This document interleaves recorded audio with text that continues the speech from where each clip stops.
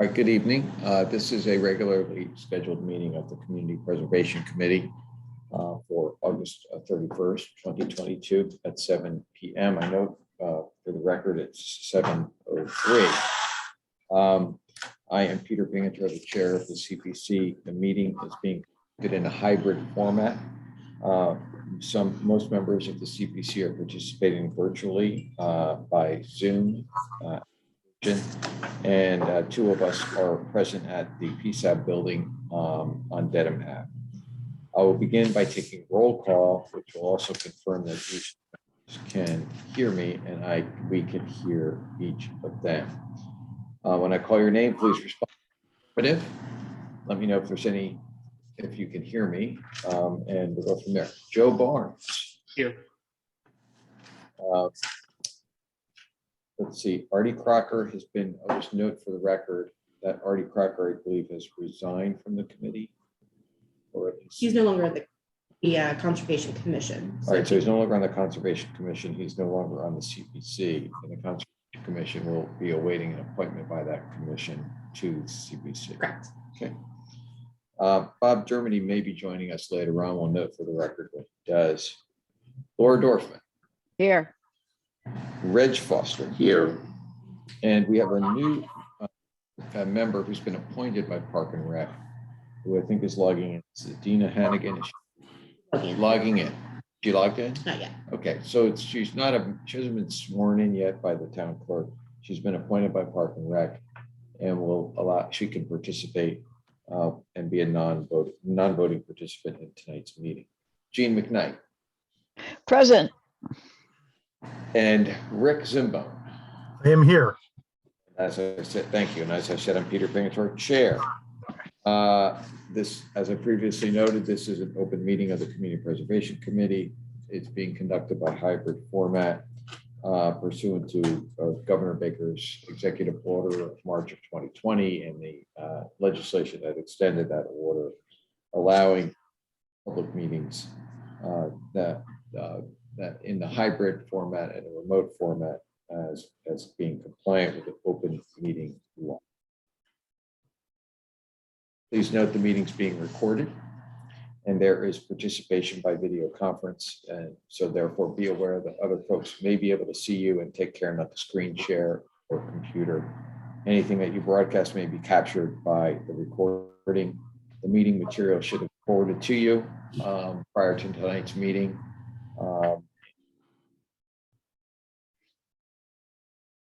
Materials. We'll follow the usual ground rules. We'll speak in turn. And I would like everybody to state for the record, identify themselves by name before they do speak, and wait for each of us to respond. Let's not talk over each other on video. And note that because we are still in a hybrid format, each vote will be done by roll call vote. I guess my chairman's announcements were just what I had previously said, that we have an open vacancy from Conservation Commission, and we'll await their appointment to replace Artie Crocker, who has, my understanding, resigned from the Conservation Commission and is now been a duly elected member of the Planning Board. And Crystal has completed his 2 3-year terms, a total of 6 years of service on the CPC on behalf of the Park and Rec. And in his replacement is Dina, who's been appointed by the Park and Rec Commission to be a member of the CPC, and we are just awaiting her being sworn in by the town clerk. So Dina is logging in, and Dina's there. She's present and but not yet a member of our committee, but we'll allow her to sit in and be a non-voting member, if you will. Okay. So just I think a couple of things to start with. What we had distributed was 2 documents. One was the CPA plan in a red line version, and the CPA plan with those red line proposed changes accepted and roughly in a clean format. I'll tell you that I did the the work, if you will, of pouring in some suggested changes by Rick Zambone, and some kind of kept my ears and was open about other things that people wanted, some things that Gene McKnight had noted, and some things that Bob Dermody had noted. What I tried to do with respect to schedules of how we spent our funds, the total amount of money that we get, the percentages of the match per year, is those change year to year. And I thought the easiest way to include those in the plan, and they should be part of the plan, is to include them as an attachment that we could just switch out year to year. So those are kind of the major changes that I've made to it from the proposed red lines that Rick had done and some of the additions that Bob Dermody and Gene McKnight had requested. On the general subjective factors, generally applicable to all applications, I tried to include, I reviewed those and I went back and looked at some of the factors for competing, when we were dealing with competing requests that we considered in this funding cycle.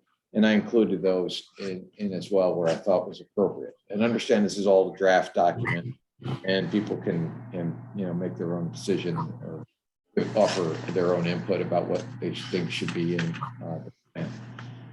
So what we're doing, what we're waiting for is some input on the cutouts from Housing Authority and from Conservation Commission and Park and Rec. We've been before the Park and Rec, and so the ball's in their court, and I think we'll get something from them hopefully sooner rather than later. We've spoken to the Housing Authority, and I think they've got a lot going on, but I think we'll get something from them in the near future. And I have not spoken or presented before the Conservation Commission. So, other than communication they may have received Artie Crocker, they're unaware of the fact that we would like to solicit their input on the specific sections about factor goals for open space and subjective factors to consider in awarding open space requests for grant money. But what I had anticipated in terms of a proposal of action was to get folks' input on these lines over the next couple of weeks, and then look to get input and be on the agenda for the Conservation Commission and the Needham Affordable Housing Trust and in September, October, and get their input, and also at some point talk to the planning department, planning board. So welcome everybody's input on that timing, but that's generally the way I was approaching it. So I'll turn it over. That's the end of my presentation, and I'll turn it over to folks for comments and questions. Okay, Joe Barnes. A quick question here, Mr. Chairman. With the absence now or the departure of Artie Crocker, is it appropriate for us at this time to elect a vice chair? So that's a good procedural question about when we have a reorganization. Do we need a full reorganization meeting, or we have somebody who's now just resigned from the committee and there's a vacancy? Can we just have an election at any time? So I don't know the answer to that offhand. I would think it's probably chairman's prerogative, especially with the vice chair coming off Okay. mid-session. You will likely usually reorganize in the fall, but Right. I can bring I'm Mr. Chairman, Reg Foster here, if that's what I'm supposed to be saying.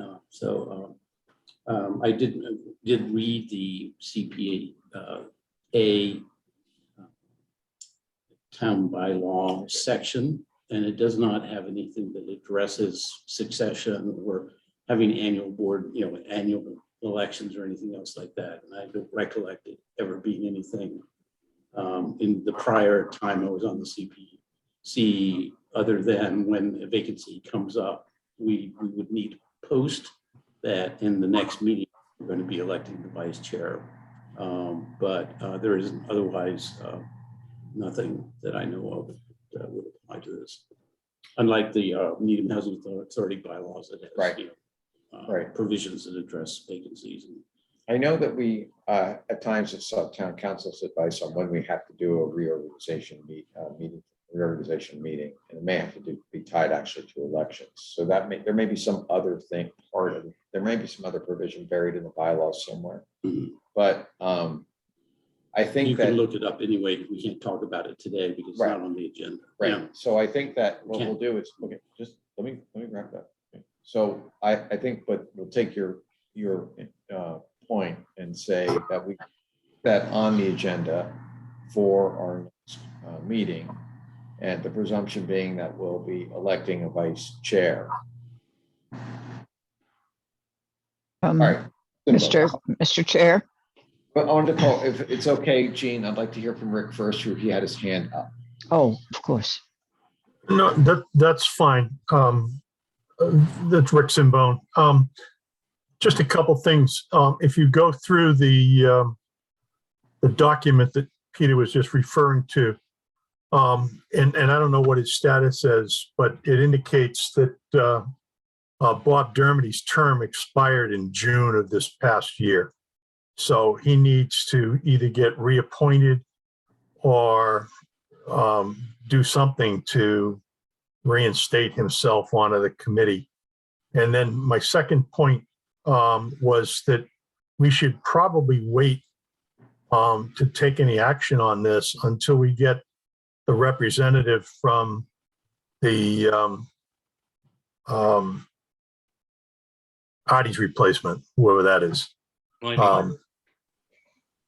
Yeah, and so I would suggest that, maybe we, as you indicated, Mr. Chair, to put this on the agenda for next month.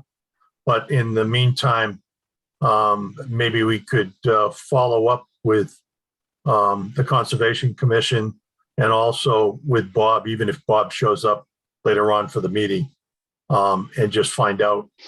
He might have already done this, but just find out what the status update is. And then we can move forward next meeting. Which Okay, is September. I think the goal should be to try and get the full slate, which is Dermody reappointed, Dina sworn in. I don't know if it's possible, but Dina sworn in, and then appointment from the Conservation Commission. And then we can take action on the appointment of a vice chair, right? I think that's probably the easiest and fairest thing to do. All right. Does that make sense? Okay. All right. So so we will, unless we make significant progress, I would assume we're not going to have the appointment or election for vice chair at our next meeting, but we'll see. Okay. All right. Does that address your concern, Rick? I think that's a good plan. Yeah, no, I'm good, Peter. Thank you. I just trying to suggest some process here. That's great. It's very effective. Good. Gene McKnight. I was only going to say the same thing that Rick said. So, Great minds, Gene. yeah. So when we go back to the plan, I do have a few comments, but. Okay, so now we're beyond some procedural questions, and now let's turn back to the plan. And I guess we can, why don't I just take comments? I would also say that if you have not, I know everybody is a lot going on in the summer. If you have not had an opportunity to review it, then, print it out or get on the computer and go through it and make your proposed changes as soon as practical. But if you've had an opportunity to do it in preparation for this meeting, then let's hear your, and if you have red line versions too, we can share, you can forward those to us on back, all of us. Okay, so with that, comments, questions?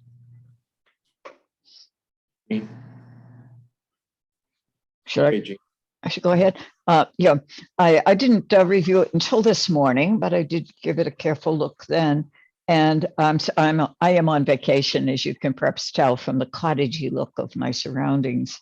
But there are just a certain number. I'm the one who's always reviewing minutes for the planning board and picking out the little nits. And there's just a few typos and missing words and things like that.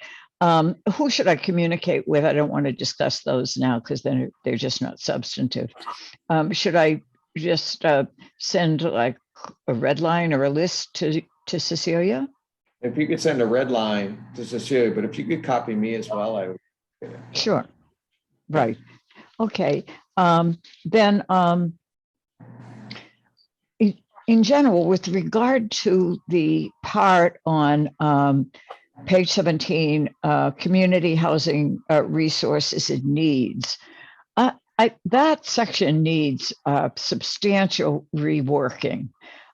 It's very much based on the 2007 housing plan.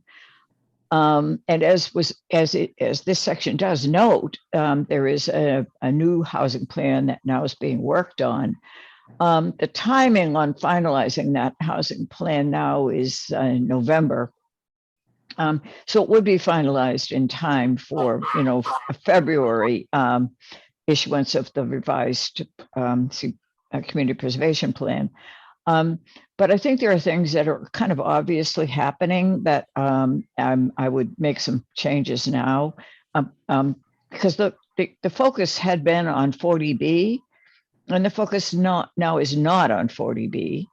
And the focus is on the MBTA Communities Act and the guidelines and the requirements that the town has to comply with if we want to continue getting certain grants.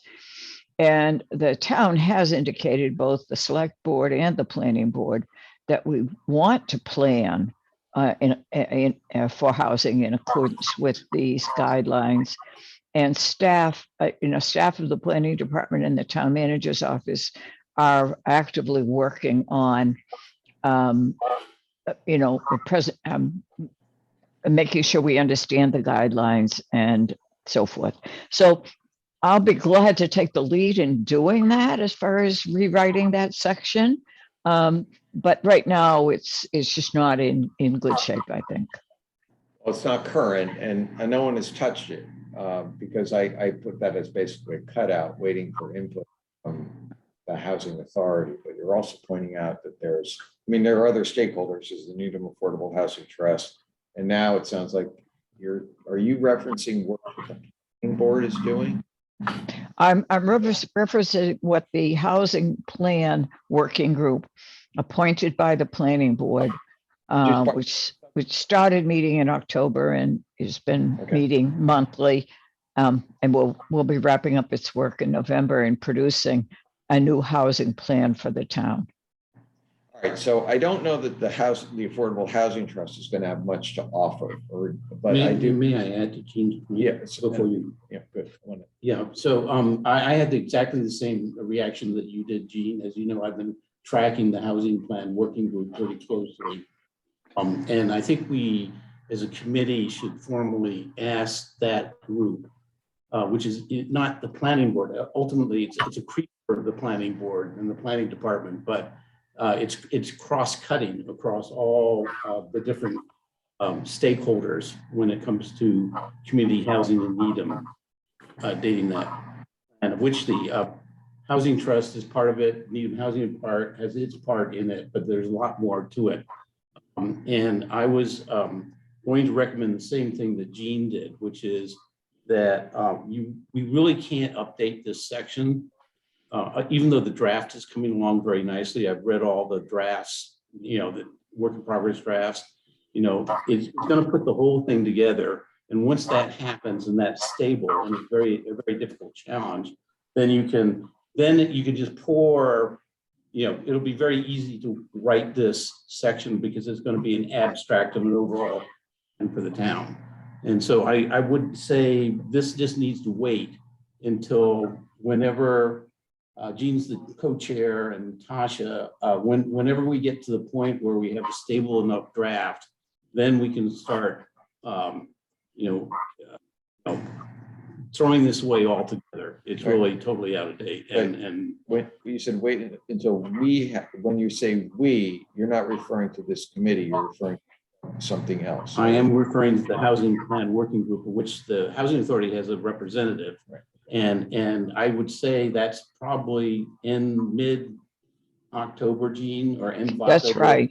Before There is to stakeholder be a matter. community meeting, well-publicized meeting that we hope large numbers of people who are stakeholders and interested will attend to respond to the draft plan. And Karen Sunerberg, the town's housing program coordinator, is the one who's drafting the plan, responding to the housing plan working group, which has 12 members from various committees and including 3 from the general public. So that process, you're right, Reg. We expect to have a draft plan publicly presented in October, and then presumably revisions and finalizing of the plan in November. And it's really starting to come together. And I looked at the drafts, sort of the beginning of August drafts are really interesting. All right, so what I just want to focus on the procedure. So the staffer for the drafting is Karen Sonnenberg? Karen Sunerberg, yes. Okay, so, all right, so when is your, just out of curiosity, when is your planned meeting? When is the public hearing planned for? Oh, I'll just have to look at my cell phone, 1 sec, and I will give you that information. The month, is it October, Gene? It is in October, and it is the 13th. Okay, so now, and I also want to get the procedure. I have another issue here, which is, so are you saying, Reg Foster, the question is, is the housing authority just deferring to the community housing? We're a member of the. I understand that, but no, you have a member, right? But that's a different body that's voting on a product, a community housing working group, whatever this housing plan. And what is the housing authority just going to rely on input from that working group and that plan? No. Yes or no? No.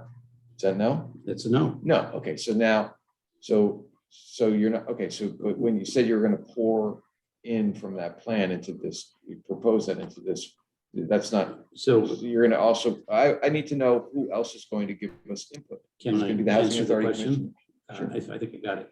So we're working closely with the housing plan working group. We're a piece of the overall huge problem that needs to be addressed.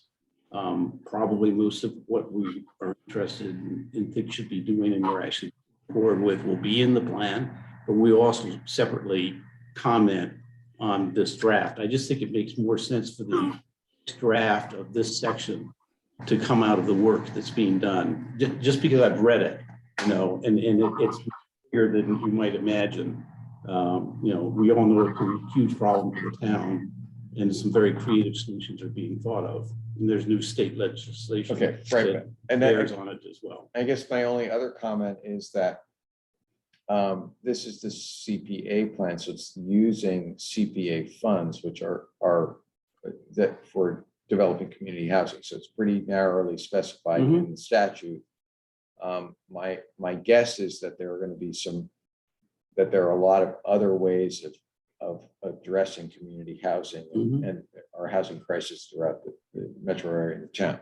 So those issues, I would think, are not going to be part of the CPA plan. You could be referencing it, but it's not really part of the. I think it's too soon to be able to comment on that. I just want to point that out. Okay. Okay. All right. So that means we're waiting for October. All right. So let's hear. There's hand up, and it's with Rick's. I don't know if Rick or Joe put their hand up first, but I think Joe did. Dina was first. Dina. Okay. Dina. Okay, Dina. Let's hear from you. Mute here. Can you hear me? Yes. Okay. Hi, I'm Dina. So I caught you at the beginning, and it's just processing. You said you're waiting. You did not receive the update that you needed from Park and Rec, and what is that? And can I help speed that along? Sure. maybe I can, I can deal with that. I had made a presentation to the Park and Rec Commission. Gene and I were there, and so we made some specific references to sections of the plan that Park and Rec should be working on. Okay, I can, I'll just quickly point it out, though. If you look at the draft of the red line, yeah, there's open space and recreation, and there's a note there that says that this section should be reviewed and revised as needed by the Park and Rec. So okay, that's what I wanted. I was asking Park and Rec to focus on that. It's a relatively short section. I think it's a page and a half. yes, I see it. Yep, yeah, I missed that meeting that you were at. So, okay, I understand. I will, yep, I'll. Go back to Park and Rec and tell them that you need to work on that. Yep, yep, It may be very little, but it's a good document for a lot of, it's a document that's in very good shape.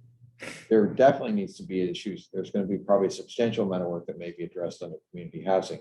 But in a lot of the other sections, there may be very, very little. okay, thank you. But, all right, so now Joe, excuse me, we'll go with Joe Barnes, and then we're going to hear from Rick Simba. Okay, so Joe Barnes. Joe, we can't hear.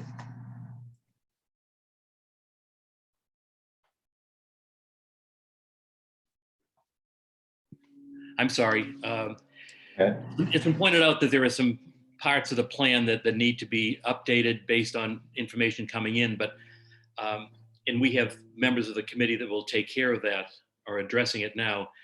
In general, I thought that anyone picking up this CPC plan would be looking at what I consider to be a very comprehensive and clearly crafted document.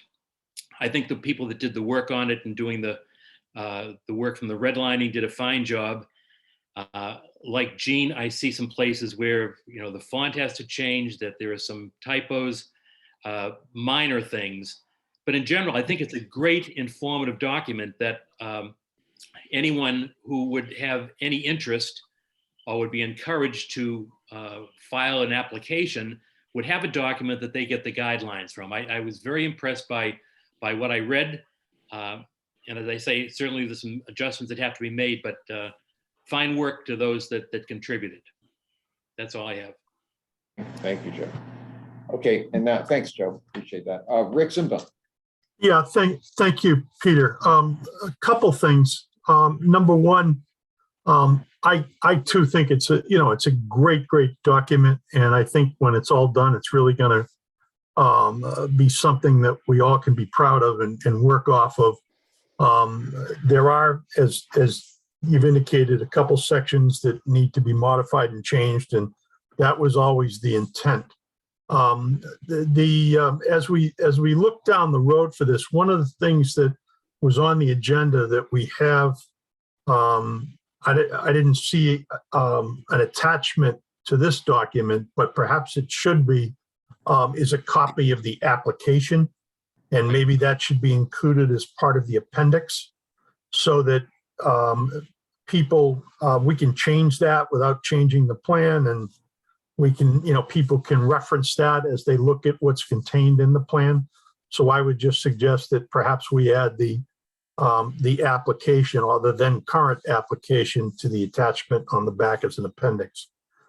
And then the other thing is with respect to looking at completing the document and the time frame and other factors, as we've discussed at prior meetings, we still have to go through a hearing with the select board and get their input. But it just seems to me that, and we also have to do that with a public hearing. And it just seems to me that the public hearing will, read through the language, and I'm not expecting to see too many comments from the public on the language itself and what's included in the plan, because it's fairly comprehensive. But what I do expect to see is people coming in and lobbying for their share of the pie. Should we be spending, 20% of the CPA money on affordable housing? Should we be spending a greater percentage on open space? Should we, and on and on and on. And I think that may be kind of the jumping off point when we get to public hearing about getting input from not only the select board, but also the residents as to how they would like to see their money, their tax dollars being spent as part of this program. And there's going to be all sorts of constituencies at that meeting. And today's priority might not be tomorrow's. So I just would leave that out for people to think about. And as we're approaching a finalization of the document and the public hearing process, we may just want to keep that in mind.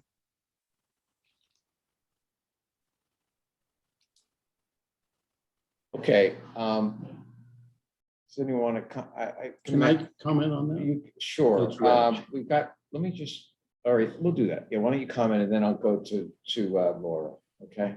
I would just point out that I think that's a very good idea, and that the housing plan working group made a huge effort to put out a survey to residents just a couple, 3-4 months ago, and get them to express what should be done about not only about community housing in not just affordable housing, but at higher income ranges.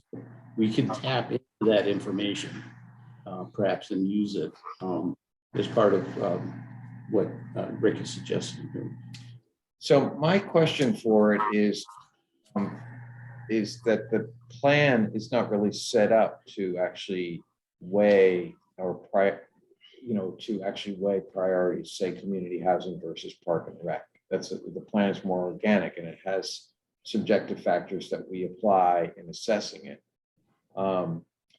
We have some data that indicates how we're spending our funds, which gives people arguments for why if we have a competing interest, why one should be funded over the other. And we have those factors. I think I tried to articulate those factors as subjective factors to consider. So I'm trying to make the plan somewhat organic so that it can work from year to year. So the question, I guess, that I want people to think about is, well, if Rick is right, that people are going to come in and say, look, we've looked at the data, you're not spending enough of these funds on community housing. You should be making that a priority. I don't know that the place for us to actually say that. It could be. We could have some aspirational language in there that we try to. But the equivalent of we try to touch all the bases. We try to prioritize based on yearly input, based on input from the public, and based on the data on how we're spending our funds. Could do that. It's a possibility. I just wanted to be in a position where our plan gets outdated the next, right?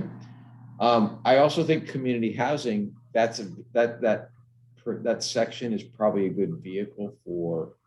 And each section is a good vehicle for you to really articulate why it is, what the priorities are, and kind of put the passion into it for each of the constituent holders, right, in each of their sections.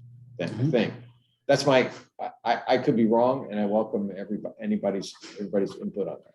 Okay, that's just, and then something to think about. We don't need to resolve it tonight, but I would just, okay. But I understand everybody's point, Rick's point too. And Rick also comes to the point, which is like, well, what are we going to say if people come in and say, we want you to spend X number of dollars on community housing? Well, what is our response?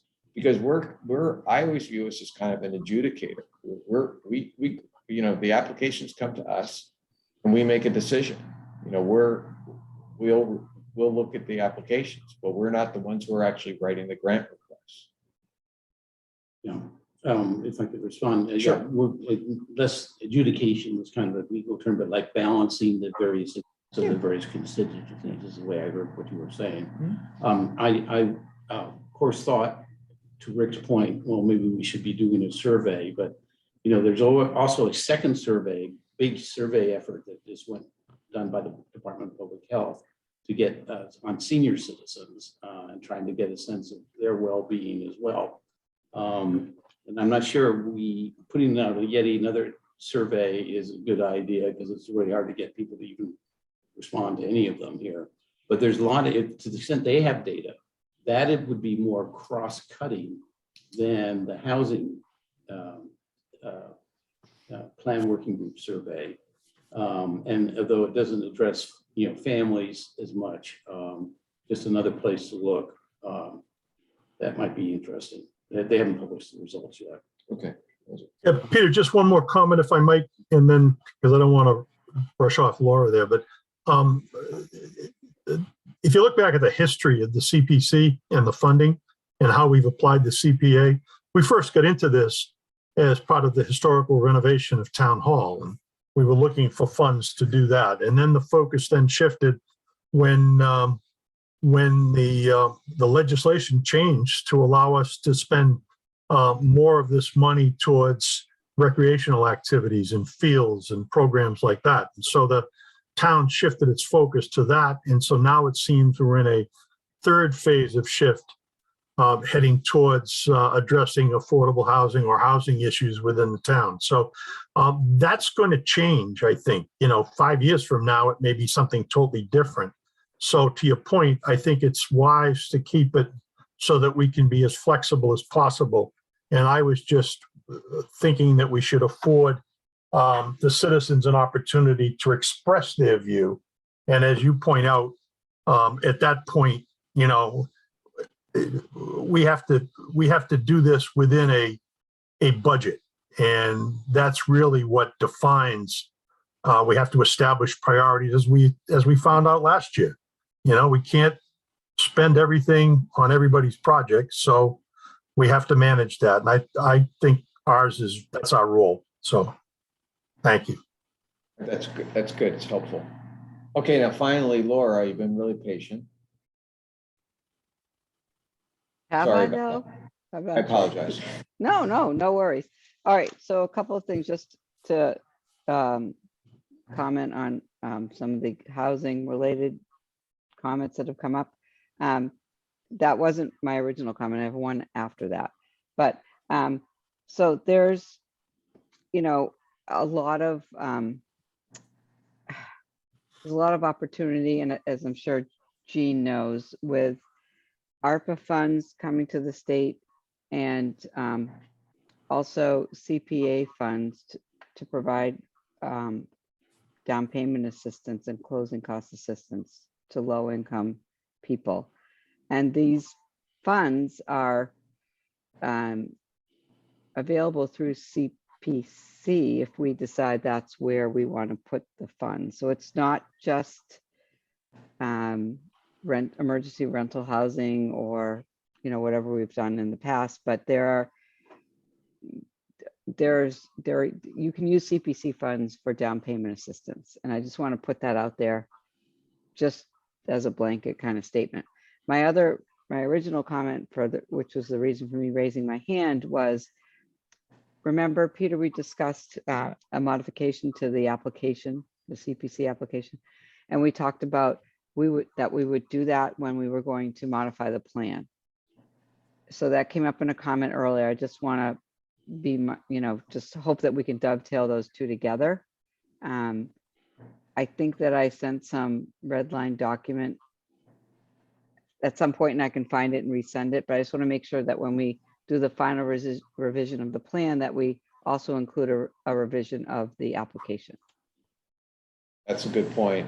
And I was thinking of that as people mentioned the application. I realized that was kind of something that we needed to address. What's the next agenda? And yeah, it was the next agenda. But I unfortunately I don't have much to say on it other than there's a red line version that's floating out there. Laura put some effort into it, a lot of effort into it. And I've gotten some input offline from different members about some questions that they would like to have in it. There's a general comment that people seem to be feel that 100 words is too little. They want it. So we have a little bit of a philosophical question to resolve. So, but we'll work through that. My goal was to actually try and get this plan out so that people could look at it and then talk about the application following that.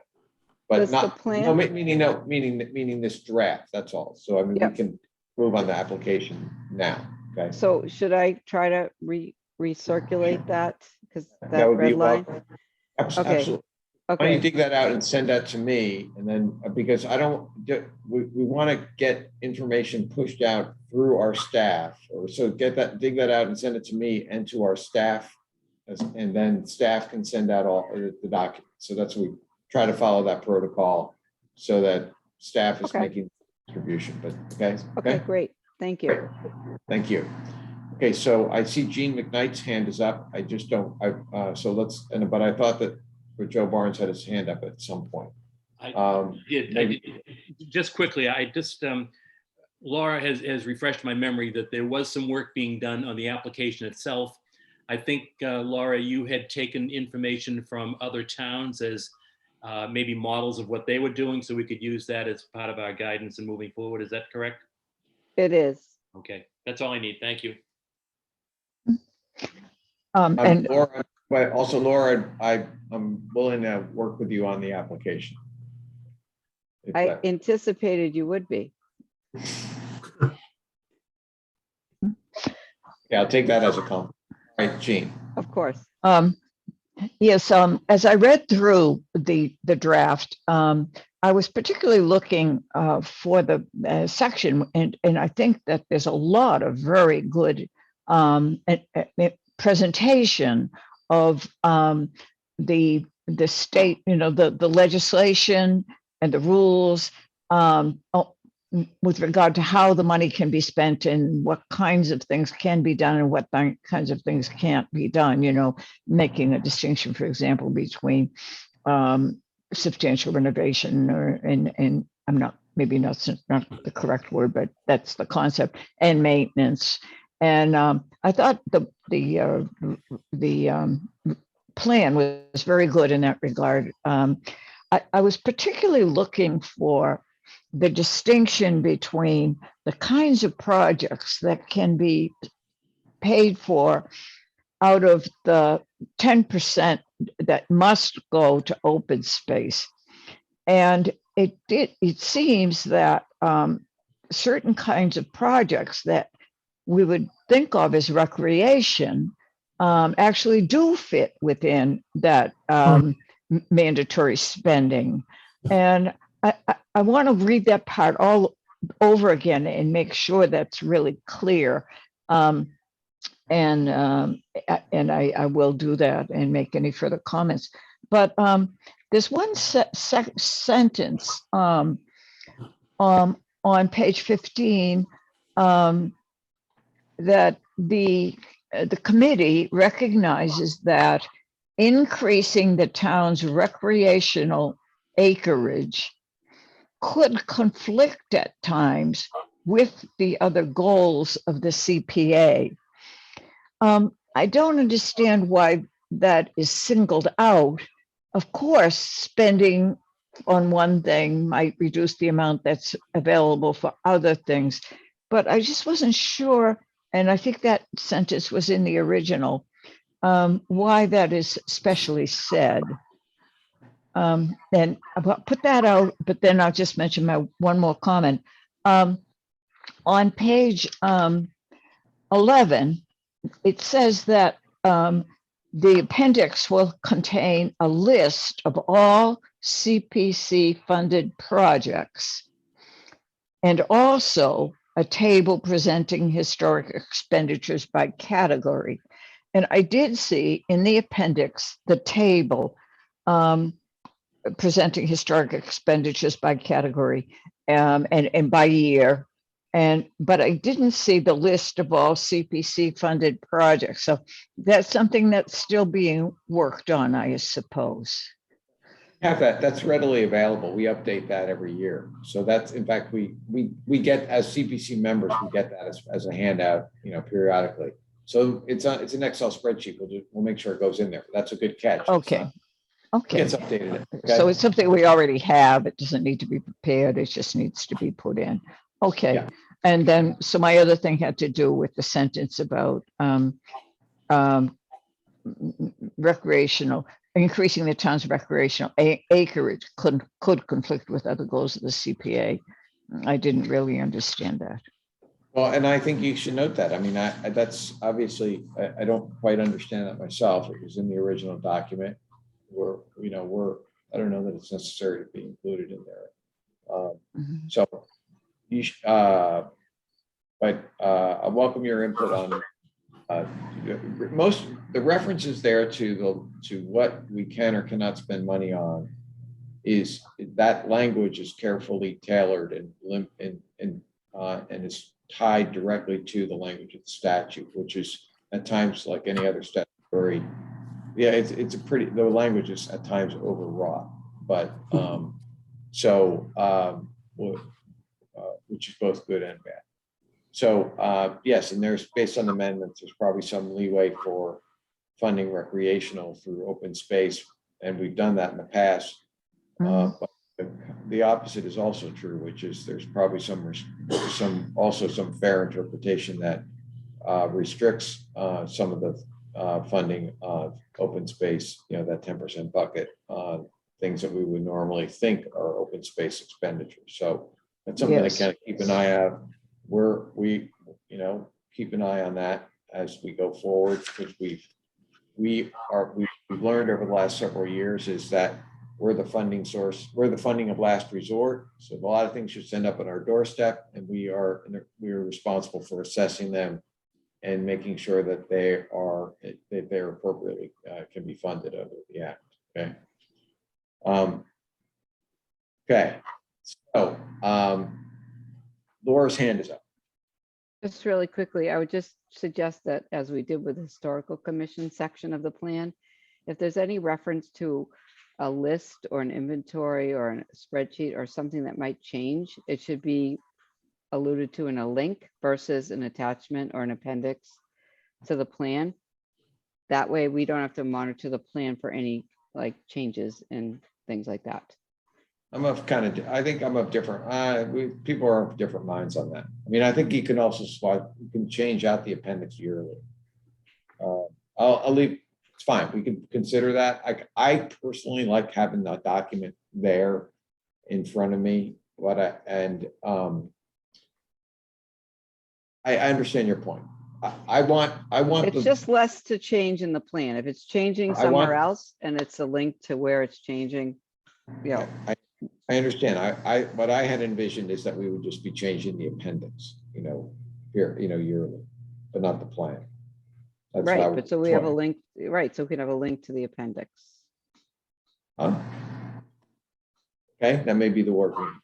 I don't know, Kristen, what do you think?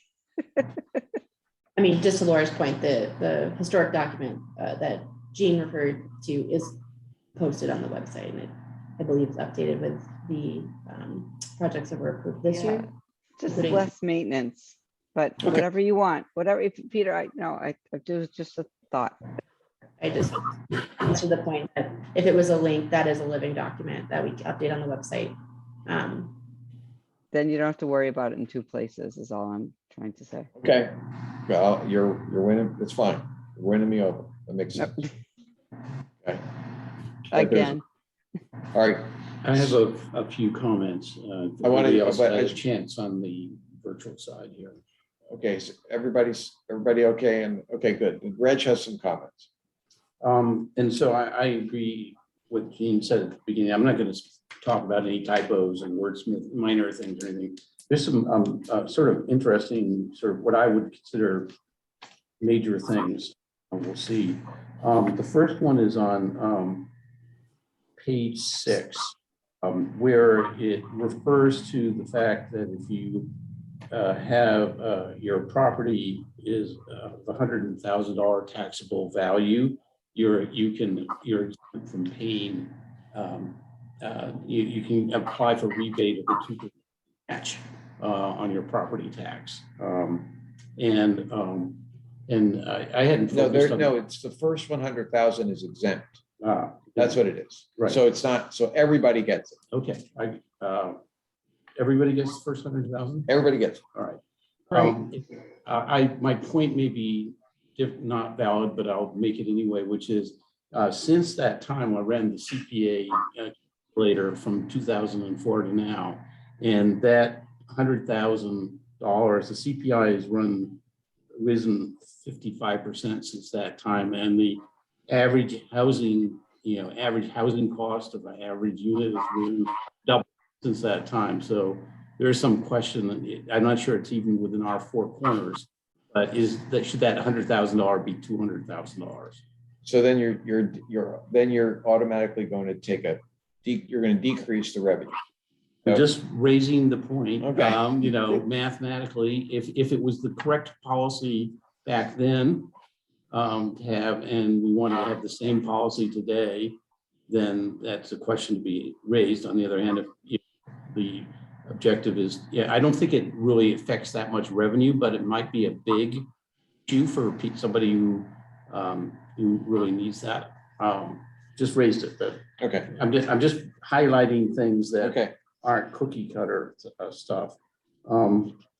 I had the same reaction about putting links in the documents. We don't need to discuss that again. And I don't feel strongly one way or the other. That one's probably more just a technicality. Back to the discussion about the role of the CPA, I had the same reaction. We have a sort of one-liner on page 12, and I felt like started to expand it. This is general factors for consideration, the general section. It says the committee reserves the discretion to reject or accept a project that does not meet or address any or all factors of consideration. And I was sort of scratching my head saying, is that how that could be wordsmith? But I also had the point that could be expanded into a section. And I made some suggestions, I'm not going to go through here, that where it really addresses this role, I think that is the most important role we play, which is usually there's more demand for funds than we have funding. And we play this sort of wisdom of Solomon factor of kind of balancing the needs. And every year kind of I worded at the end, deciding what is in the best interest of the town of Needham as a whole. So I would recommend, focusing on maybe expanding that into a subsection of its own. Can I interrupt just a minute? So this is under Page 12. You're looking under factors for consideration. So it's right there, right?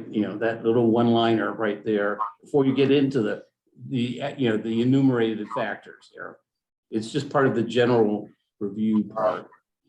You can sort of, I see it. I'm going to send it again. I don't think it's worth thinking about, but not discussing tonight, because I think already the point has been made pretty well that we need to articulate what our role is, perhaps better than what's in this plan. Okay. And that's where it is. One line, one sentence. That's the only sentence in the whole place that addresses this particular issue. Some project could come in and it meets all 15 of the factors, and we decide in our own sole discretion not to fund it because the thing needs to be done instead in the best interest of the town. That's what that sentence is trying to say. Right. So onward. I added one that I think I'm going to mention. I think there should be a factor that says the project has the strong support from any town boards or commissions with direct or indirect jurisdiction over the nature of the project. In other words, if somebody comes in and says, I want to do this, historical restoration thing, and the historical commission doesn't think it's a good idea, that should be a factor we weigh. And you have these in a red line format, right? Good. I'm going to send it to you tomorrow. Another one, And staff. and yes, of course. Another one, number 8, says the project is supported by subjective factors of equity, fairness, worthiness, and other community-based norms. I said, okay, what does that mean? What it really raised in my mind is, do we want to make reference to the Nerari statement? Do we want to make reference to the green Needham? There's another green, zero carbon kind of stuff. Just something to consider there. Maybe we can clarify that, because that was my effort at trying to indirectly address what Right. could be different kinds of position statements that the town has signed on for over the years. Okay? Right. The other one that I added in a factor of consideration someplace here is that we recently had a lot of discussion about, are we getting, without naming names or pointing fingers, are we getting projects to replace that have not been subject to appropriate preventative maintenance and repair over the expected lifetime of the asset? And I was wondering whether we wanted to promote that one into a separate factor, appropriately worded, that we would be considering in the future. So I think that's, well, what do other people think about that? That seems like, at least we should have that in a draft form. That seems like a good idea for us to discuss. Make sense? Okay. Mhm. and that's Well, it. I guess- wanted to-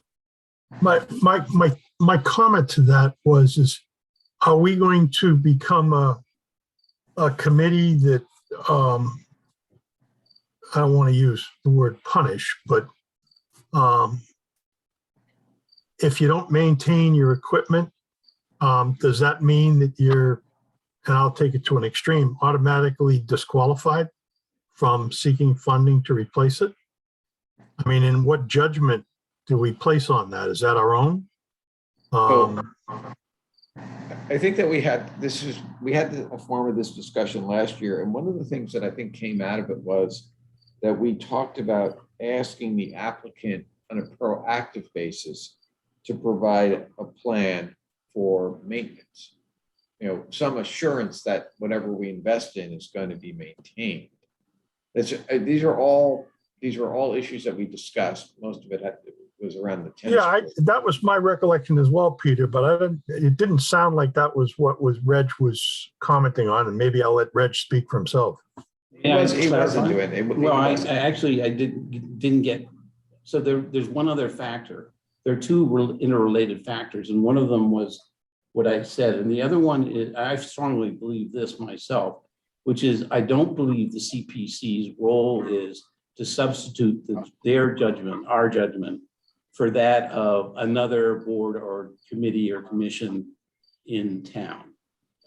That may be different if it's a private sector entity. For example, we were, maybe something like the community gardens project as a recent example. But I think if Parks and Rec, or if the Open Space, Commission, or the historic thinks, we really should be doing X, Y, Z, that's our highest priority in the town. It's not really our role to be substitute our judgment for that. As long as we felt the judgment has been made, and so forth, it's their business. And then we just sort of bet is it thought through? Is it properly budgeted for? Is it going to be properly managed, and all these other factors here? So that's another one I have a wording that I was going to suggest with those two. Well, doesn't go that, together? but why can't you fold in, is it going to properly manage, is maintenance is also part of the. Well, there already is a maintenance, sort of the management one in there. Right, there is a management. Yeah. But I think I'm with Rick. I mean, with Rick, I'm concerned about us making some judgment about whether or not they've properly maintained things in the past. So, I mean, again, the way I thought we came out of the sense of the committee, but we can discuss this as we go along, but is that we're looking for more of a proactive approach, which is, well, can we get some assurance here that, similar to what we did with the community gardens, can we get some assurance here that you're going to be able to maintain this asset, replace it going forward? We forced them to come up with a pro forma on how they were going to come up with a capital plan, right? So it could be, I think that's probably a nice approach to it. I also think that this issue of proper maintenance, that is a finance committee issue, and it is, they're focused on it. right? We brought that to their attention, and that's an issue that they're going to be focusing on, and it is their lane, right? So, okay, so. Yeah, the most recent example was the tennis courts at the high school. And in that situation, finance committee was all over that about, were they maintained properly? Should we invest the money? And if we do, and that was debated and discussed at town meeting. So, I mean, that they're the ones that at the end of the day adjudicate whether this is going to go forward or whether it doesn't go forward. That's not us. And I just want to make sure that would be clear in our plan. That's, as Peter says, so aptly described, it's somebody else's lane. It's not ours. Okay, Well, we have that's two. all my comments. Okay, good. Thanks, Reg. Those were good comments. All right. So first Laura and then Jean McKnight. Laura Dorfman. Sorry, Red just reminded me of the thing I keep wondering about is our follow-up on the projects that we've funded. Yep. We don't really do that, I don't think, and I think we probably should. Just require that some periodic, check-in, 6 months, a year, 12, whatever it is.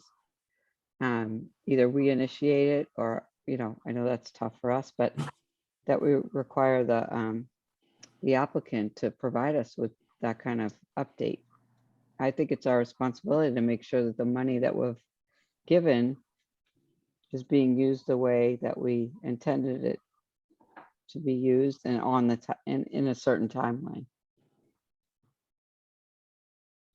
Okay, so that's come up a couple of times, and so let's try and figure out a plan for dealing with it. I don't know if it's in the plan itself. I think what we had talked about is dealing with that issue in the grant agreement, and I think that's going to. So that's.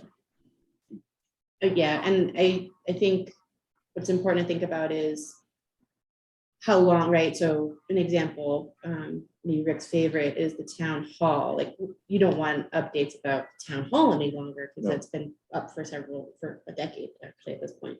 Right. But what is it like over the course of the year until the funding is completed? And this is a question. This is not me trying to. No, I'm suggest- with you. I hear you. But when they is- give an estimated timeline, right? Then I feel like it's fair for us to check in or to understand where they are at some point in that timeline. All right, so I think, first of all, the grant agreement can require the non-government entities to periodic reports. When we put some sort of, and then what sense to have some sort of progress report. I don't think it could be every 6 months on grants that we gave. So good example would be our town common, right? So we put that money out some number of months ago. If we could have gotten maybe two updates by now, and we would know. Directly to you, you're speaking directly to the CPC. Just directly to the outside of- CPC. Right. You know, And we have residents on the Needham, on the town page going, what is going on? You're tearing down these trees, all this stuff. So I feel like if there were more updates that we could provide, it would be in everyone's best interest to do that. Yeah, and I think there's just another point in that regard. There's when we look back at some of the projects, there may be a couple projects out there that were approved, but the funds have yet to be expended, and they might be 2, 3, 4 years old. Well, that's a good And- point too, because that's money we could take back, right? If they're not Potentially. going forward with it, yeah, we Right. got to get some better control on that on the back end. And Yeah, I I know we're agree off 100%. topic here, but that's, Yeah. that's know, okay. I mean, we'll hold that under the plan. So we need some sort of periodic monitoring, but May I that's. make a suggestion? Sure. Would it be appropriate for some subset of us to kind of noodle through what's the right timing, the right, is it a written report? Is there a verbal, presentation and present a kind of a thought through approach to doing this? I think we're all in agreement. But there's a wide variety of different things that need to be covered. The two or three examples we had there, another one, the boat launch comes to mind, where we granted $50,000 4 or 5 years ago, and then it didn't really get started until last fall or something like that in terms of the planning effort here. That's one example. Another, Needham Housing Authority has a couple of biggies that was approved last spring. I would think everybody would want to know what I'm about to say, which is that we published an RFP in the Central Register in the town newspaper, and we've got 6 proposals in, and we are, 6 weeks going to be selecting a designer, architect designer for, doing the new chambers redevelopment. So, those sorts of things. All right, so why don't we have a working group of 3? Does that make sense? Yeah. To monitor, Peter? No, Monitor. to come, just to noodle through what it is that we want, what it's going to be, it's going to just establish the process and the procedure for recipients of grants to inform this committee of the status of their project and status of the project and the status of the spend down on the funds, right? Yep. And Kate and town staff have already got a reporting system in place that's much better than it was a few years ago. That CPA funding recipients have to submit reports. So that needs to dovetail with what they're doing as well. Okay, so does anyone want to volunteer to be on that working group? Any volunteers? I'm happy to be part of it. Reg is okay. Anyone else?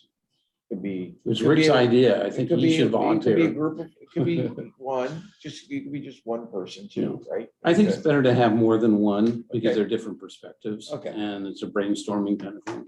All right, so, I'm happy to help since I brought the whole thing up.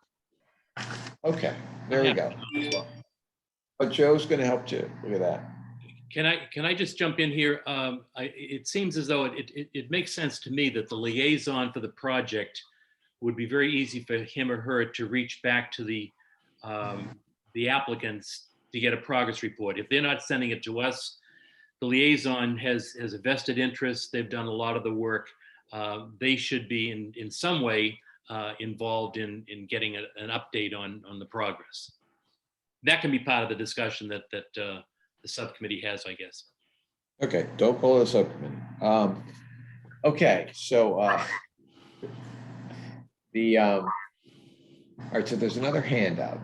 All right, so now so you folks can work with that offline, right? Joe, You- Reg, and Laura is what I Yes. heard you say. Okay, yep, you guys can work. All right, Is there anything we can do going forward, though, to make this more of a sort of part of the whole process instead of having to look back on it every year after we've given the grants? I don't know, I'm not sure what you mean by that, Laura. So like, for example, when we give the grant, can we make some condition that we get, these, sort of updates on a periodic basis instead of trying to go back afterwards?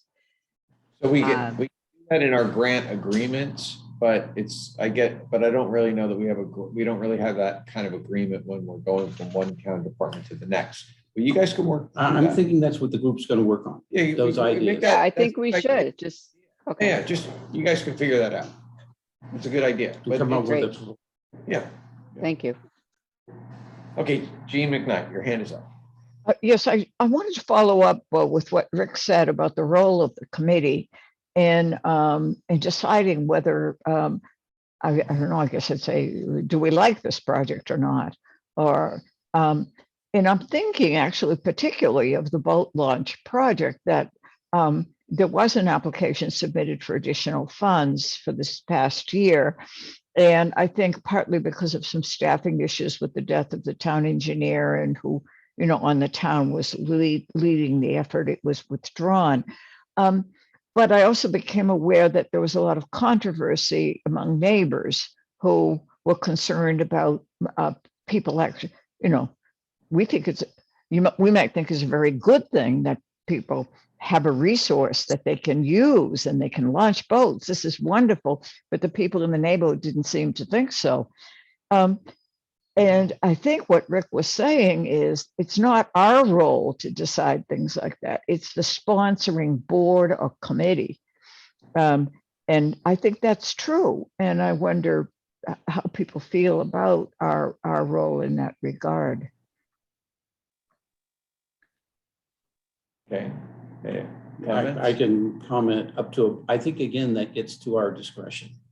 I don't think you can put some language in there that handles every situation, but, you know, should we, and I'm not saying this happened, as far as I can tell, everything was being done correctly with the boat launch project. I was the advocate for that, so I know a lot about it. The town engineer did pass away, and that kind of fouled everything up. And there was some disagreement, and there's always going to be some neighbors that don't think things are doing right. But if we have a public hearing and 200 people come in and say, no, over our dead bodies, are we going to do a boat launch? We're going to take that into consideration. Absolutely.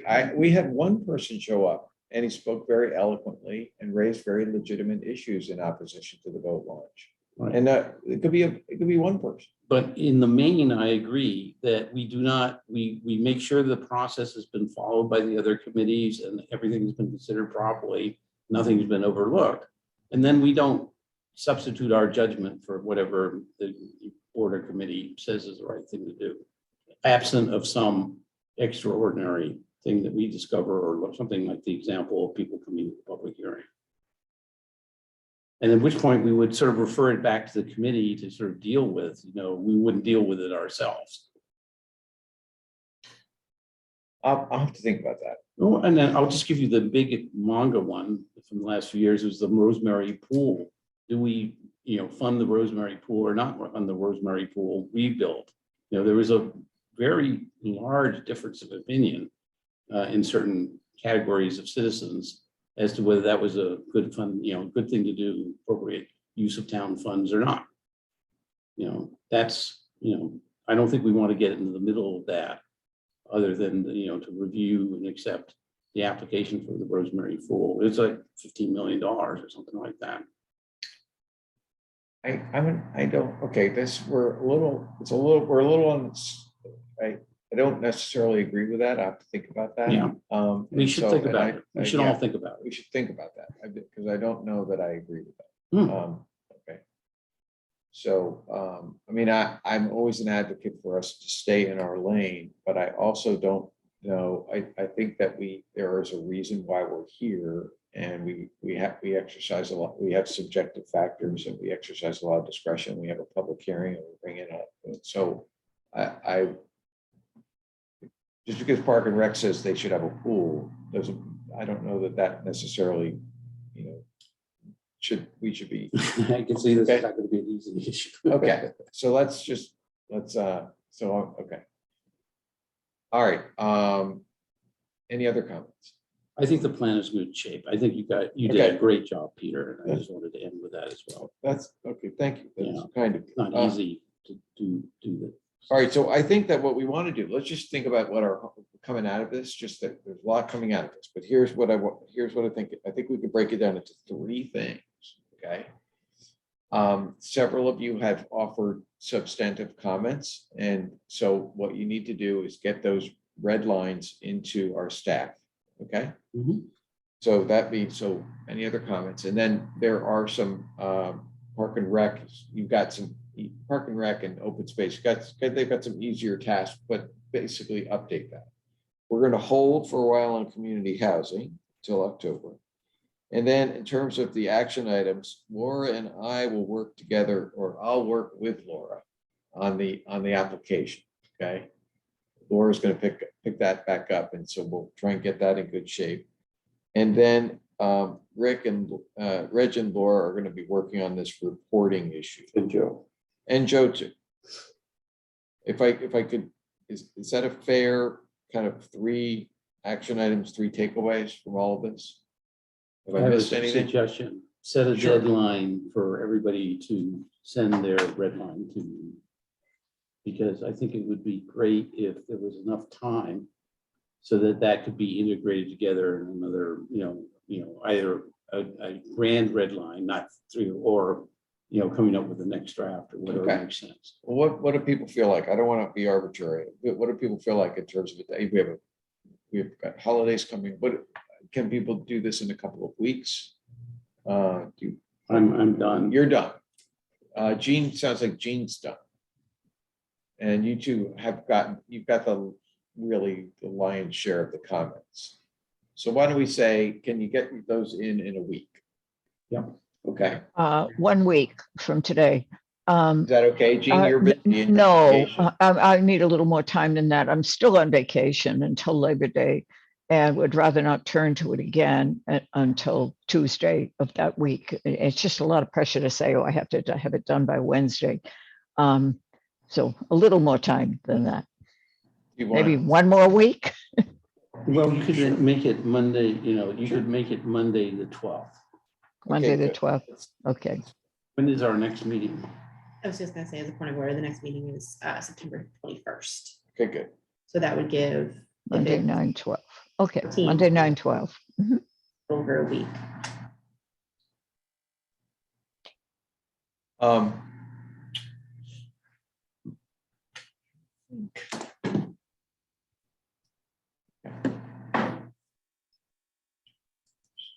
Okay, good. All right, so now I think if we turn to our agenda, we've done our plan, the application. We've touched on issues of funding priorities and how we're going to approach that. The next item. I did have one comment on the application that I wanted to bring up. That I Okay. mentioned to you the other Sure, day, yeah. sure.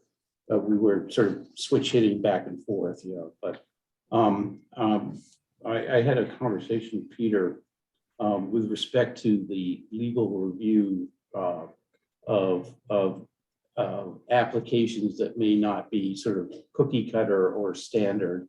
And I think we all remember that we ran into sort of a last minute situation with town council with our applications here. And I don't want to relitigate history or discuss that, but I think we all came away from that agreeing that there should be a better way. And I've been thinking about it ever since. We will be having, as we've advertised, more applications coming in for December 1st. And so I just put that out as a sounding board. Don't have to decide anything tonight. But what I was thinking would be a better way of going is, and that would be some more fine print that would be put into the plan or the application guidelines, where if there's, the applicants are encouraged to reach out for sort of an informal review later in the fall, let's say in November, to just discuss verbally whether there are any particular considerations or issues that might come up, and that perhaps applications that have any doubt, and this is something that Laura had a section in the new application here, but so it may dovetail into that, but that there would be sort of a memorandum, of justification or some legal justification or applicability of the CPA law regulations, and that would come in on the December 1st deadline, along with the simple form of the application, which is what we're doing this year because we haven't changed anything yet. And that way, when the CPDC does its sort of normal process mid-December of sort of saying, yes, this has an appearance of of being appropriate, we're not making a final judgment, but the initial review is that it's done in a bit more certainty than took place last year. And if there are any issues, that they come up very early in the process, so we don't all waste a lot of time chasing something that isn't going to fly. So that's my suggestion. We don't have a process. We won't have been revising the application until next February officially, but sort of thinking about that as a way of approaching it and maybe testing that out. There are other Wait, ways. Why not until next February? Well,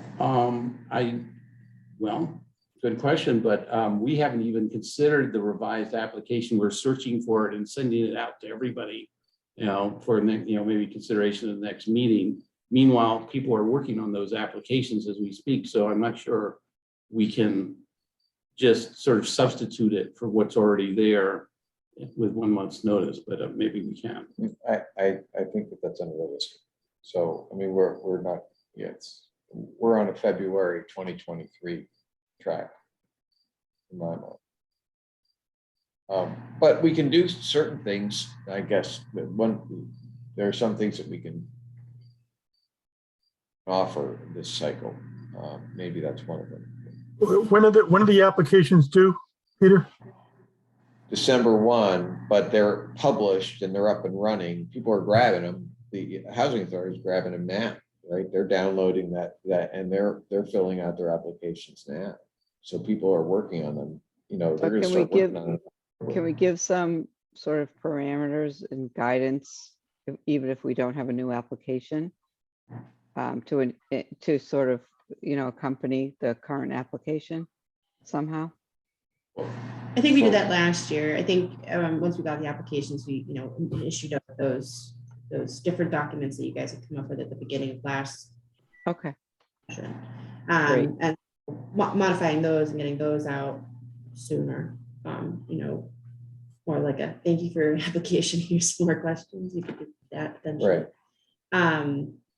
But yes, we had changed right before the pandemic, honestly, that we just changed it to like the first Friday of December, just to make it a more rolling date, because the first was landing on like Saturday.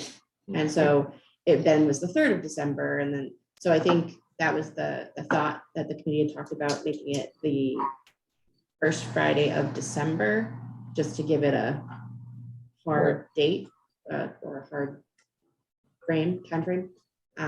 But I think it's in there as December 1st, because that's what it always was for a number of years. Oh, that's great.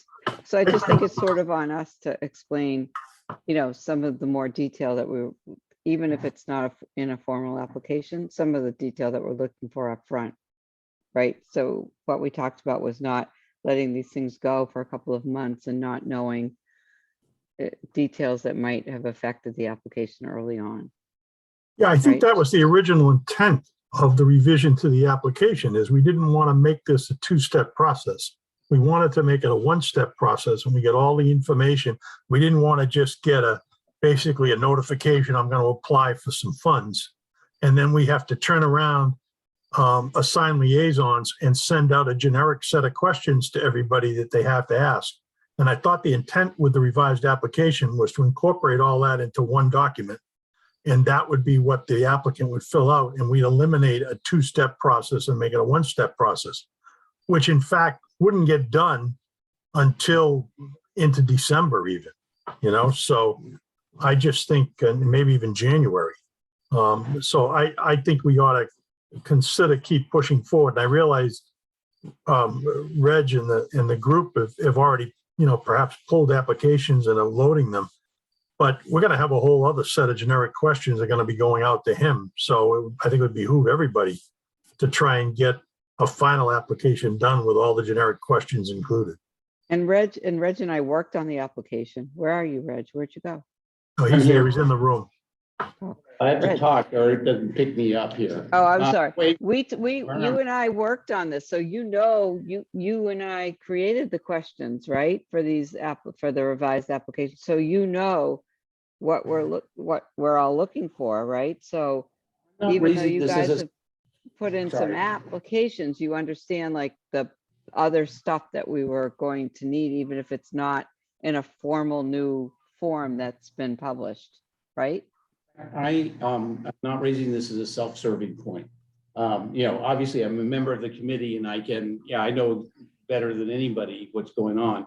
I just think in terms of, we have to think about it as a process fairness thing to, anybody else that's out there, if we're not going to be using the form that's currently on the website right now, or next week, let's say after Labor Day, then And we're not even going to talk about this until the 21st, I will be able to adapt to anything that we do just because I'm part of the process. But how about some of our other applicants we've had in the past? What are they going to do? No, understood, but you're just gonna get a ton of follow-up questions based on what you and I talked about, which should be follow-up questions, which any other applicant would get. No, I'm not asking as our own self-interest. I'm just asking, what is it we're going to do when we're right now searching for are we next month on the 21st going to approve the new application form, put that on the website? And that's what people No. send in on a one-step basis. I don't think, no, we're not. Well, then I'm not sure I understand the comments that are being made Okay. here. What are we going to do? What we're gonna do is the application as it exists is gonna be posted, and you've already, as you've stated, had applicants use that form, right? But you and I talked about, and we've talked about a new application with more questions to get to more detail about the requests, right? So it's fine that I understand the current application is there and you're doing that, but that means that we're going to have to ask follow-up questions because of the issues that, the information we're still looking for. So even though the application formally isn't there, the new one, we still need more information, right? Yes. So we would ask that of you as we would of anybody else who would use the older form. You wanted Again, it to make first the process Friday more of- efficient, right? That was the whole point. No, we're not going to do that. Okay, we're going to follow. We're going to basically, or we're almost. But I think we should just basically track what we did last year, which was the short application, and then the list of questions. Right. Okay? in early With a- January, yeah. Right. Right, which you and And I I think we discussed, can- Reg. Yeah. So, and then one thing that I think that Reg is pointing out that maybe we can play around with even this year is we need to be aggressive in flagging potential eligibility questions earlier. Correct. And so if we have some question about that, one thing I think what Reg is trying to say, or what he was articulating, was maybe request that the applicant put together a substantive position about what is it eligible or not. Yeah, eligible. memo to a record or No, something. or whatever. And so, and which also kind of dovetails with my prior question, proposals from last year, which was we should think really hard about getting town council involved when we have some serious questions, get town council involved early on the ones that we have questions on. So I think go ahead. Peter, if I might, I think we're talking around each other here. The issue really is, what are we going to put on the plate of the applicant, and when are we going to put it there? Either it's going to be in one document, a revised application, or it's going to be like it was last year, two separate documents, the initial application and a set of follow-up questions. And all we did and discussed about the revised application was to merge those two requests that we did last year and put them into one document. The question becomes, when does that take place and the timing of it? And if we don't get it done in the next month or two, so that someone has that, we're going to be going back to the applicant in December or January, once we determine at least preliminary eligibility, which is where town council would get involved. And then we assign it to the liaisons. The liaisons go back and ask a series of generic questions, and that's usually in January. So I thought the process here was to roll all that up into one, and town council was inserted last year to just verify whether or not a project is eligible for CPA funding. And so that to me is, December, January timeframe. December, January timeframe for what? Town council's input. Okay. All right. So, but now what I'm trying to figure out what are you suggesting, Rick, that we should be modifying the application for use for FY 2024 applications? If we can accomplish that by, say, October, November, yeah. And that just gives the applicant a heads up that this is all the stuff we're going to be looking for. Okay. That's, and we've all agreed on a standard set of questions that need to be done, and it minimizes the amount of activity the individual liaison has to do, or liaisons have to do, when they're talking with the applicants. Okay. All right, well then, okay, that's all right, that's fine. What's the sense of the committee on that? People on that timing? So what is the sense? Rick's proposing that we try and create this application for use for FY 2024 applicant. I think it except for maybe Laura and myself, it was kind of an unfair question now, because I think people have to look at the revised application. I have a very good picture of it in my mind, but I think we can get that draft out to everybody, and I think in our September 21st meeting, we can say, yeah, that's what we want from every applicant. And this year, we were requesting that they submit that information in advance for the first Friday in December. If we're changing that date, we should make that and then too. If the applicant can't get it in, they absolutely have to get it in by January 1st or something like that. And next year, in our revised, when we do our February 1, 2023 revisions to everything and approve everything, then it becomes a one-step application that is due the first Friday of every December, something like that. We're kind of just kicking the can down the road. I'm saying we Right. can do So it. I That's all I'm think trying. if we don't have time to do the new application for this funding cycle, that's fine. We use the existing one, but there's going to be follow-up questions. And then we make sure that we're ready for the next cycle. But I'm suggesting let's not kick the can down the road, because Laura, that new application is almost done.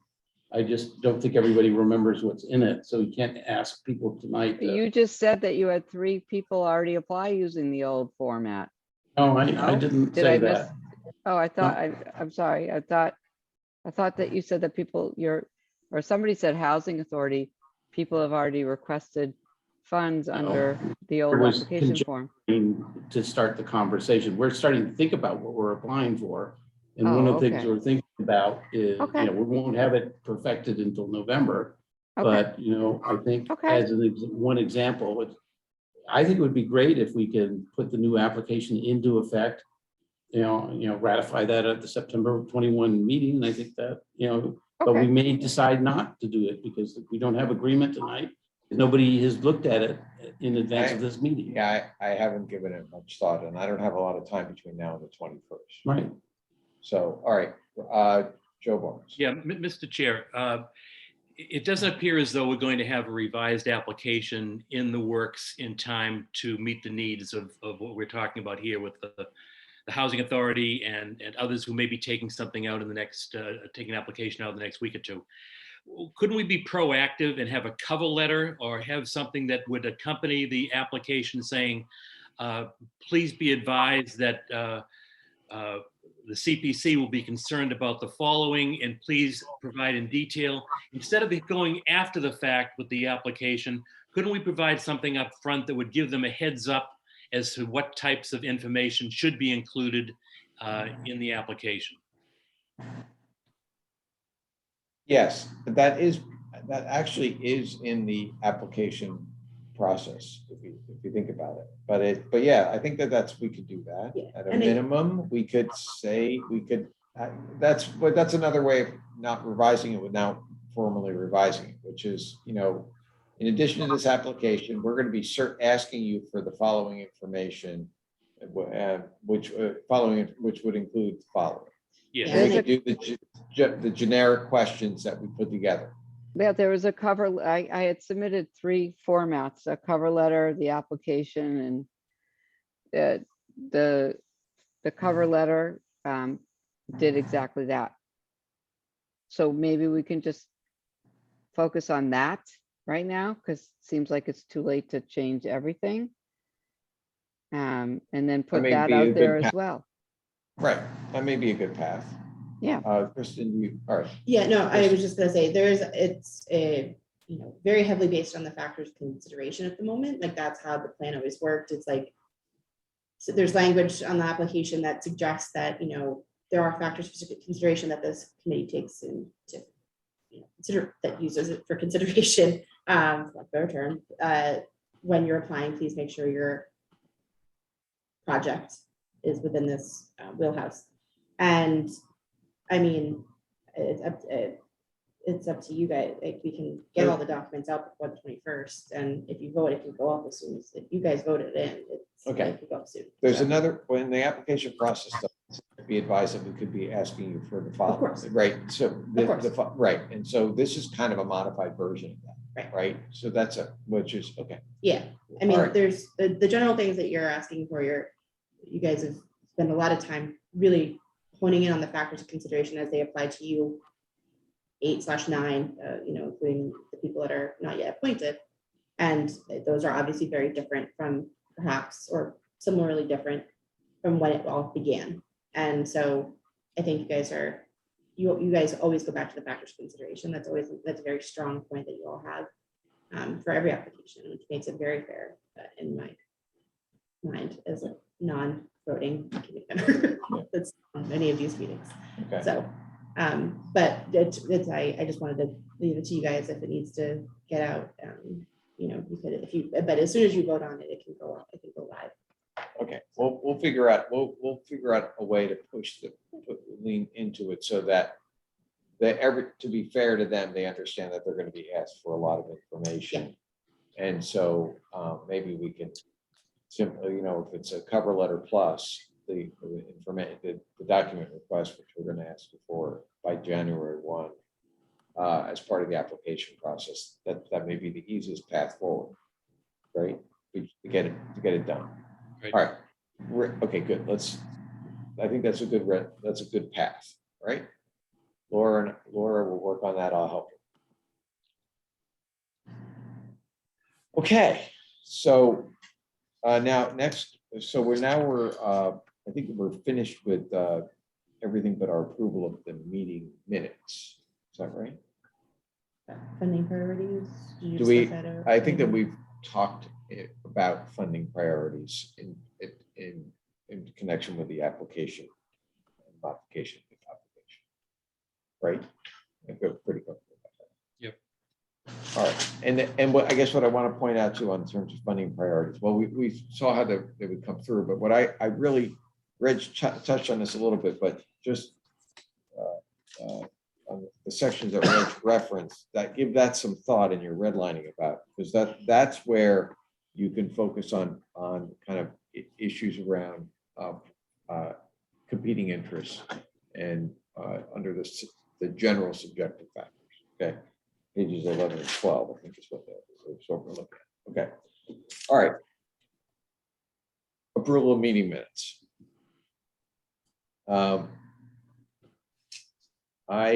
Let's start with just to let you know, Kristen was going to be up to date, and we've got 2 of our meeting minutes, and she's got the balance coming forward in short order.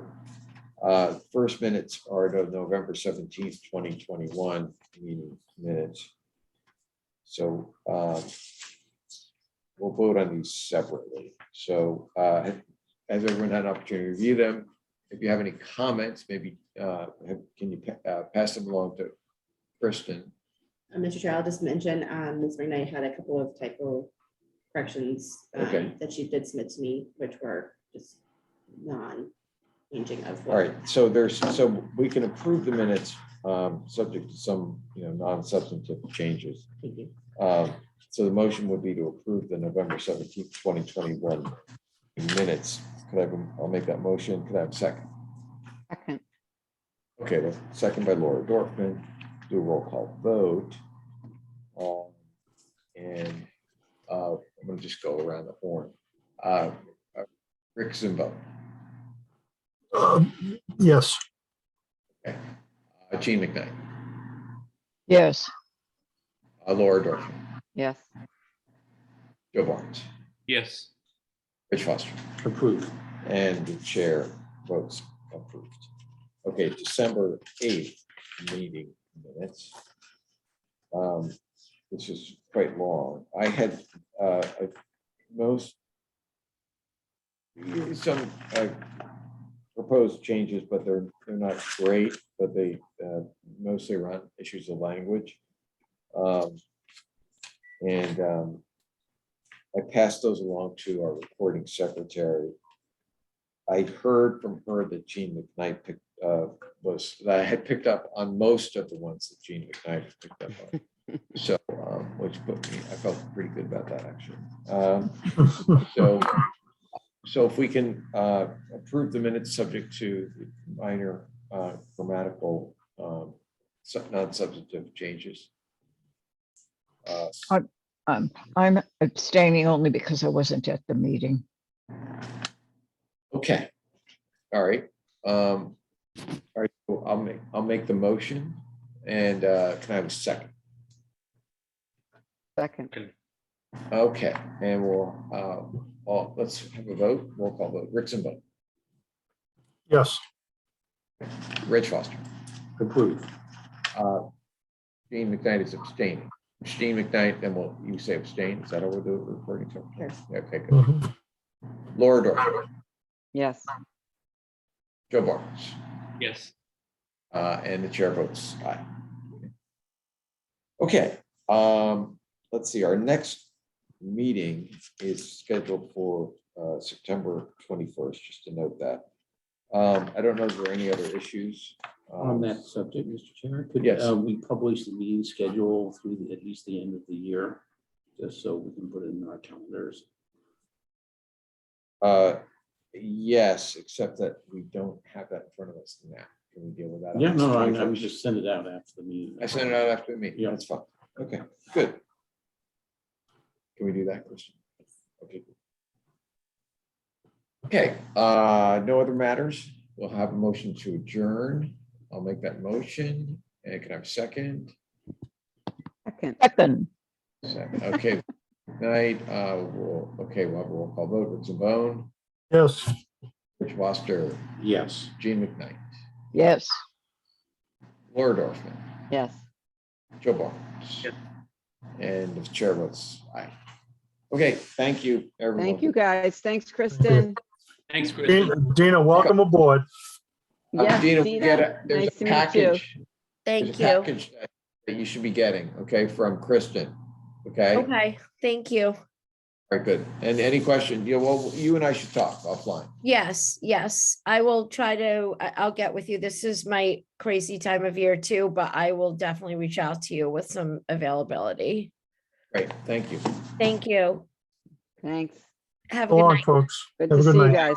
Bye. Good Thank you. Thank you. All right, well, that was